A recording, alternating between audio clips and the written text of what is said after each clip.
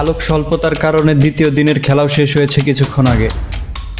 মমিনুল শান্তর ব্যাটে দ্বিতীয় দিনেও চালকের আসনে বাংলাদেশ।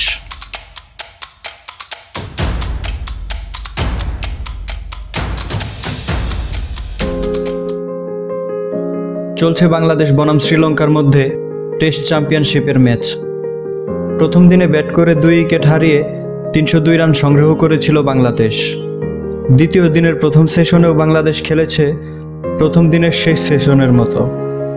প্রথম সেশনে অধিনায়ক মমিনুল হক তুলে নেন তার ক্যারিয়ারের প্রথম অ্যাওয়ে সেঞ্চুরি। অপরদিকে নাজমুল হোসেন শান্ত করেন 150 রান।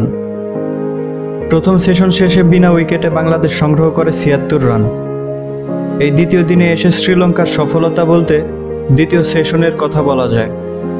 এই সেশনে 62 রান খরচ করে 2 সেঞ্চুরিয়ানকে ফিরিয়েছেন লঙ্কান বোলাররা।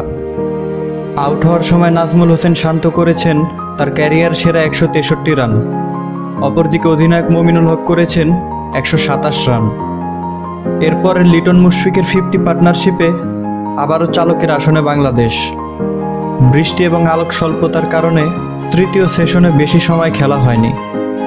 এখন যদি জিজ্ঞেস করেন বাংলাদেশের পারফরমেন্স কেমন, আমি বলবো অবশ্যই ভালো। তবে গতকালের সাথে তুলনা করলে আজকে আরও বেশি ডিফেন্সিভ টেস্ট খেলেছে বাংলাদেশি ব্যাটসম্যানরা।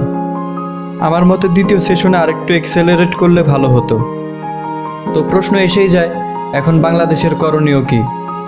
এখন বাংলাদেশের করণীয় হচ্ছে, আগামীকাল যেহেতু তৃতীয় দিনের খেলা, তাই বাংলাদেশের উচিত ফার্স্ট সেশনে হিট করে খেলে যত বেশি সম্ভব রান তুলে ডিক্লেয়ার দেওয়া এবং যত দ্রুত সম্ভব উইকেট নিয়ে শ্রীলঙ্কাকে চাপে ফেলা।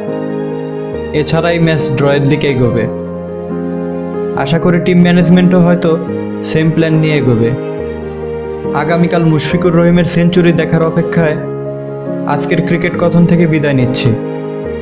ফাহাদ অভি, হোয়াটসঅ্যাপ ক্রিকেট।